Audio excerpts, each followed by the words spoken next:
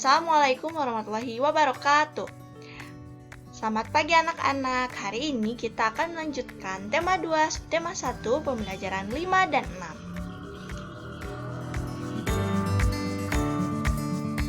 6. Pembelajaran 5. Penerapan makna Proklamasi Kemerdekaan Indonesia di kehidupan sehari-hari. Proklamasi Kemerdekaan Indonesia menandai kelahiran bangsa Indonesia sebagai bangsa yang merdeka dari penjajahan. Oleh sebab itu, kita harus menerapkan makna Proklamasi Kemerdekaan Indonesia dalam kehidupan sehari-hari. Cinta terhadap seni Indonesia merupakan salah satu perwujudan dari makna Proklamasi Kemerdekaan. Nah, pada pembelajaran sebelumnya, kita telah belajar mengenai pola lantai. Nah, ada pola lantai vertikal, horizontal, melengkung, terus ada diagonal. Nah, sekarang kita akan belajar mengenai pola lantai dari jenis-jenis tarian. Yang pertama ada tari tunggal. Tari tunggal itu apa sih? Tari tunggal merupakan tari yang dilakukan oleh satu orang penari atau banyak penari secara bersama. Pola lantai untuk tari tunggal dapat berbentuk horizontal, vertikal, ataupun diagonal. Nah, jadi seperti contoh di sini ya, ada yang memakai baju tarian. Nah, di sini adalah tari tunggal karena hanya dilakukan oleh satu orang penari. Nah, lalu ada tari berpasangan. Tari berpasangan merupakan tari yang dilakukan oleh dua orang penari, dapat juga dilakukan oleh banyak penari secara berpasangan. Jadi bisa 2, 4, 6, 8, 10. Jadi dalam tarian itu tiap-tiap orang mempunyai pasangannya gitu. Bisa 2 orang ataupun banyak orang tetapi tetap berpasangan. Nah, pola lantai dari tari berpasangan dapat berbentuk pola horizontal, vertikal, ataupun diagonal. Nah, ada tari berkelompok. Tari berkelompok adalah tari yang dilakukan secara berkelompok. Pola lantai tari berkelompok dapat berupa pola melingkar, angka 8, atau melengkung. Jadi tari berkelompok ini adalah tari yang dilakukan secara berkelompok.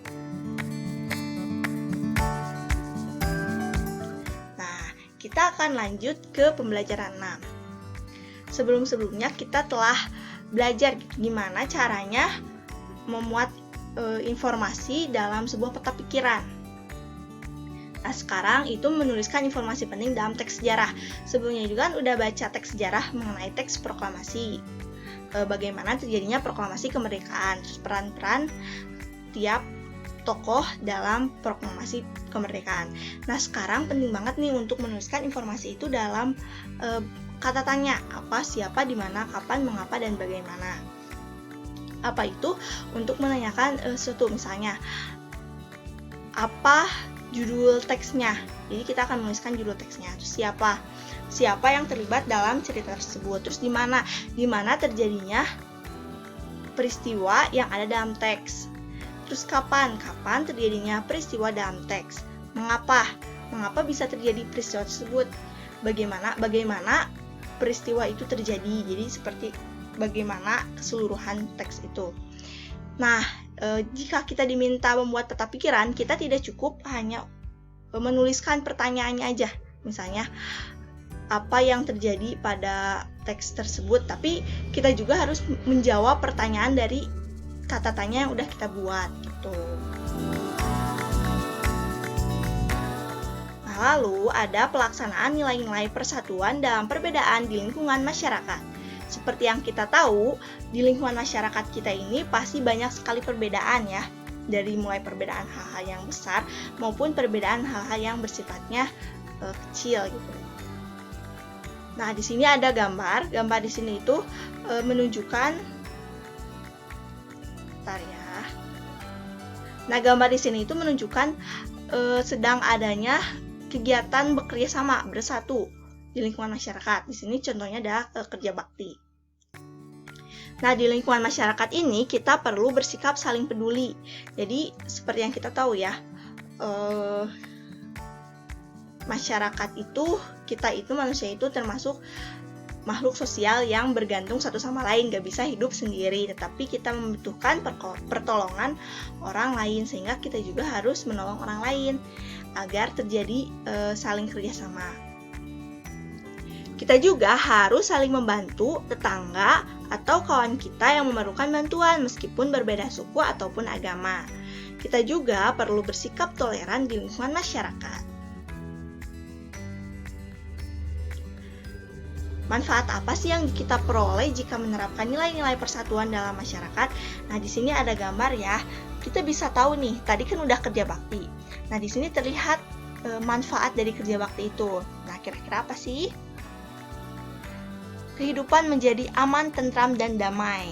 Nah, jadi terlihat ya, kita udah kerja bakti, terus lingkungan jadi lebih bersih, otomatis jadi lebih tentram, damai.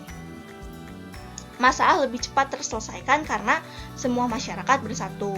Karena pekerjaannya dilakukan bersama-sama, maka akan terasa lebih ringan gitu. Ketika kita mengerjakan sesuatu sendiri, maka akan terasa sangat berat. Tapi karena bersama-sama, ternyata bisa juga berhasil juga dan beres juga. Yang ketiga, lebih banyak pendapat yang disampaikan ketika bermusyawarah. Bersilangan dengan musyawarah.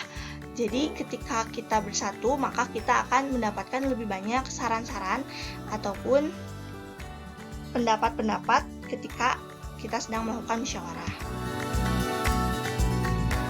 Terima kasih.